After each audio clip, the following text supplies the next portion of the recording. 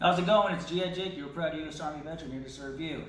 Today's going to be a little story time about my first time ever getting a lap dance while I was in the Army. Let's get started. A little backstory. It was about 3 weeks from deployment to Iraq. Little Private Smith over here was just doing his own thing.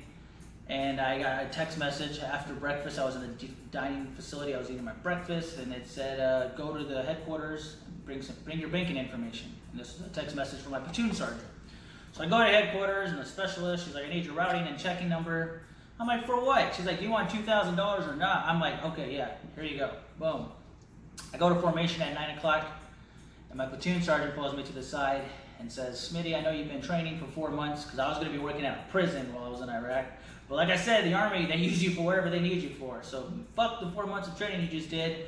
We need you to go do this training in Fort Eustis, Virginia for the next 2 weeks. Basically, about 7 other guys in my platoon, 6 or 7, I think even maybe a few others from other platoons in the company. We were all going to go to Fort Eustis, Virginia to learn how to drive the Wretch machine, or a Wretch. It's a rough terrain control handler. Those containers that you see, the 20-footers, the 40-footers, that's what I learned how to operate on, or learned how to move with the Wretch. One of the soldiers was married that was supposed to go, so he had to drop out. Me, I was living in the barracks by myself. I was single, so they made me go. And they gave me $2,000 for room, food, and travel.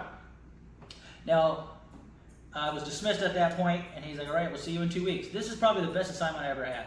Okay, it was really fun, and I met with the other 6 soldiers who were also in my platoon, like I said, and maybe there was like another 1 or 2 that were outside, but I mean, we were all close. I knew them all. I worked with them every day, and the E5 that went was cool as shit. He's like, "Look it, all right, instead of buying plane tickets, let's carpool, chip in gas. That way it'll be cheaper, and that way we don't have to take taxi cabs for 2 weeks when we're there." Now, mind you, this is 2008. There wasn't Uber yet. So we're like, and I'm 18, I'm impressionable. I'm like, "Yeah, let's do it." At the time, I just bought a brand new Honda Civic, like fresh off the lot.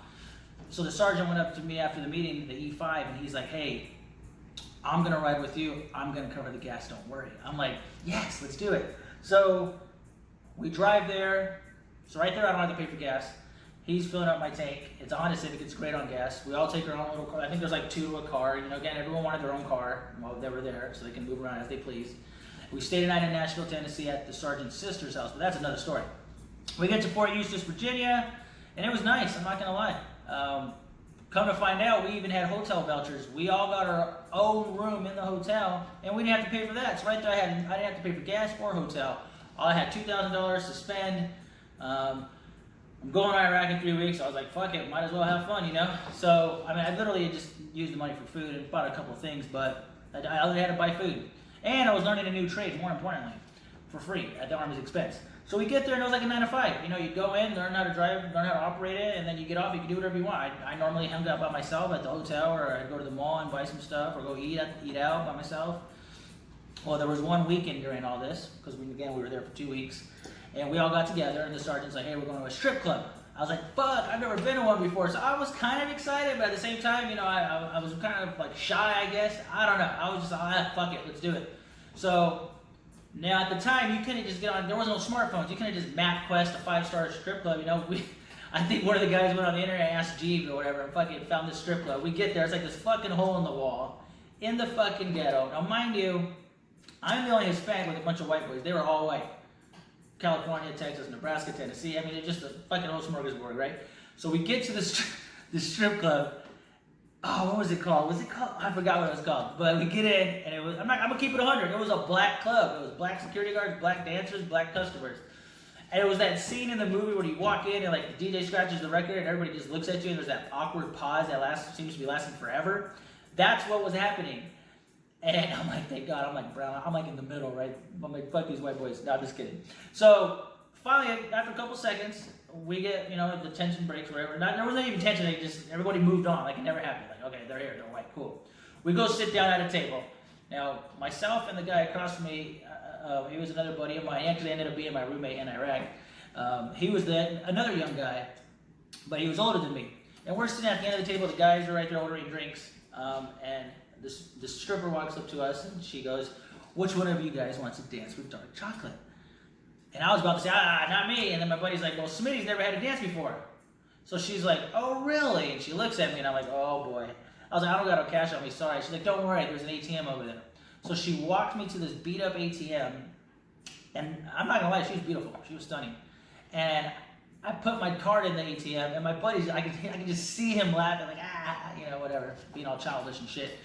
So I put my card in there, and when I put in the PIN, I put the last number, I changed it. I put a different number, and they got declined. I was like, oh, it doesn't work. She's like, oh, don't worry, that ATM doesn't work all the time. Just put a different, or just do it again. So I put my card back in there, and this time I said, you know what, fuck it. When in Rome, get the dome, right? So I put in the right PIN, and it got declined again. And I had money, right? So I was like, oh, thank God, it's not me, it's the machine. I was like, sorry. And she's like, don't worry, dark chocolate's got the magic touch. I'm like, what? She's like, give me your debit card. I'm like, oh, fuck. So I give her my debit card. And she like goes like this, like licks it, she rubs it down and rubs it across her hee-haw and gives it back to me. I'm like, fuck! Stick it in the ATM, put it in my right PIN, and boom, I got $20 out. I'm like, holy shit, maybe dark chocolate really does have the magic touch. So we walk over to the corner, and now we sit in the corner. If you ever got, I know you got lap dance before, if you ever been to a strip club, right? Like the love seat was big, and it was like blocked off to everybody else, so they couldn't see us on the other side. So we're like in the corner. And she took like her gown off, and I saw what she was wearing, and I was like, holy shit, you're hot. She gave me a dance. It was like a 5-minute fucking song. Now that's rare for 20 bucks for one song. She took my $20 right there. I was like, damn, 20 bucks in 20 seconds. Just like that, was gone. But the song was like 5 minutes. So she's giving me a dance at the grand finale. She did like this handstand and like opened her legs. It was crazy. I was like, oh shit, hi. And the dance was over. She's like, you want another one? I was like, no, it's been fun, dark chocolate, but I got to get back to my boys. Yeah.